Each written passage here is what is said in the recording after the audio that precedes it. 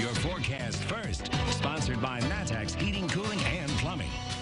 We are about a half an hour away from the sun setting here, but that is a view looking due west from Danville. As you can see on the Roofing to Guy for American camera, it's another beautiful evening with these clear skies that we've had all day. We're going to carry that as we head into tonight and for tomorrow. Temperatures made it back into the mid-70s today. It was just a tick warmer than what we've seen here as of late, and we're going to continue to see these temperatures stay in the upper 70s and nearly 80 degrees soon. So it's felt like fall.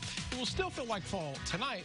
We've got to talk about some of those warmer temperatures and even the humidity returning. We'll do that when we come back, so stay tuned. WCIA 3 News starts right now. Now on WCIA 3 News. More than 30 shots were fired in this neighborhood. How close one of them got to an 8-year-old.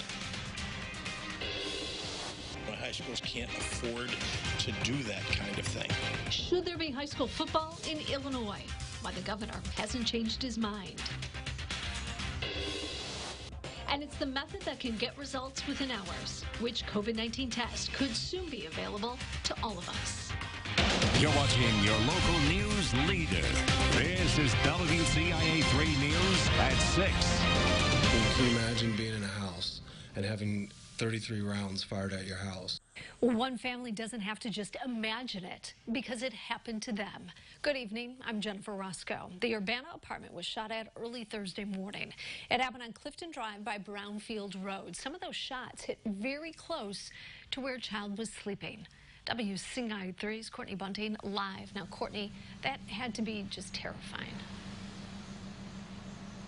Absolutely, Jennifer. Just hearing that number of shots had to be scary, and much less having them hit your apartment as well as a vehicle in the driveway here. And luckily, no one was hit. But neighbors I talked to say it's part of a disturbing pattern. Obviously, the people were intending to harm the subjects inside that residence. And with 33 bullets found outside this Urbana apartment, it's nothing short of a miracle they didn't succeed. Once they arrived, they saw defects in a vehicle, also defects in a house that are consistent with gunshots. The shots were fired on Clifton Drive by Brownfield Road. Champaign County Lieutenant Kurt Apperson says the apartment was hit at least 10 times, and so was a vehicle parked outside. What it appears to be is the vehicle outside was shot, and then the projectile continued, the bullet continued, and went into a house. One of the bullets, or at least one of the bullets, went through an area right above the head of where an 8-year-old was sleeping. A neighbor happened to be awake at the same time. I didn't know whether it was firecrackers or gunshots, but they went off and actually just kind of hit the floor because it surprised me. He says there have been a few shootings in what sounds like the same area over the last 6 months. It is concerning. It's not great to hear gunshots near your home. Apperson says last week's shooting actually marks the 4th shots fired call to that address since February.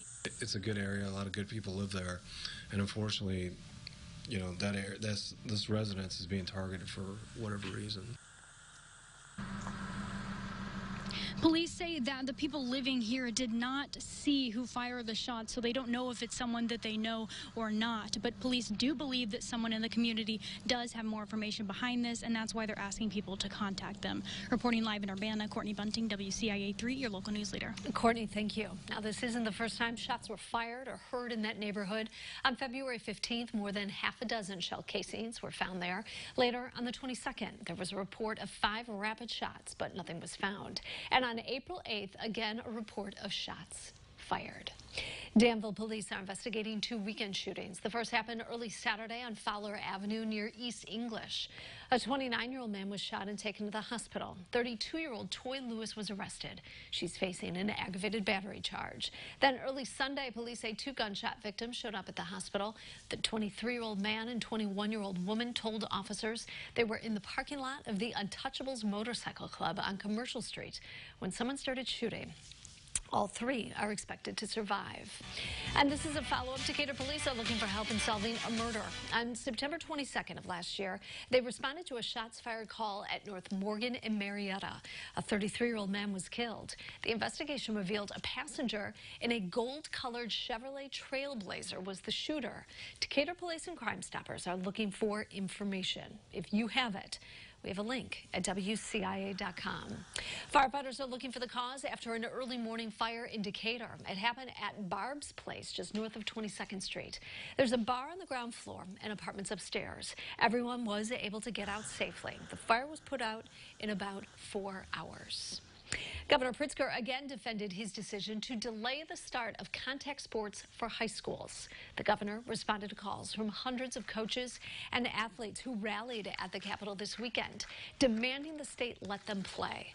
Pritzker pointed out some non-contact sports have already started, and school districts can't afford the same kind of protection pro and college sports have in place. There's a bubble around many of these teams so that they're not interacting with members of the public.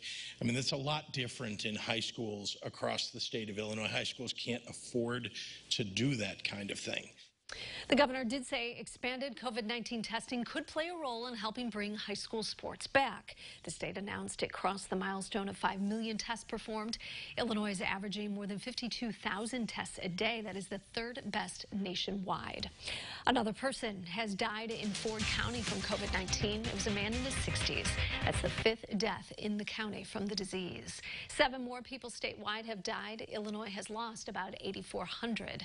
Public Health is reporting more than 1,400 new cases. That makes it more than 275,000 total. But the 7-day positivity rate has now dropped to 3.5%. The Danville City Building is still closed after staff members tested positive. It'll stay that way all week. Staff will work from home. Now, over in Coles County, the state's attorney's office is closed for the same reason. No word on when it will open. Court hearings are still taking place, and the office is still answering phone calls. The Charleston School Board may be changing direction when it comes to school. They're holding an emergency meeting Wednesday night to talk about and vote on going back to in class. That would reverse the original decision in July of all remote learning for the first quarter. That special board meeting will be at 6 o'clock at the high school auditorium. Only 50 people are allowed inside because of social distancing. And here's some new information. It's one of the quickest COVID-19 tests anywhere, and soon you may be able to get one. It's the U of I saliva test. Right now, only students, staff, and employees can get it. University leaders say it will be expanding to areas where their campuses are. So we're talking Champaign-Urbana, Springfield, and Chicago.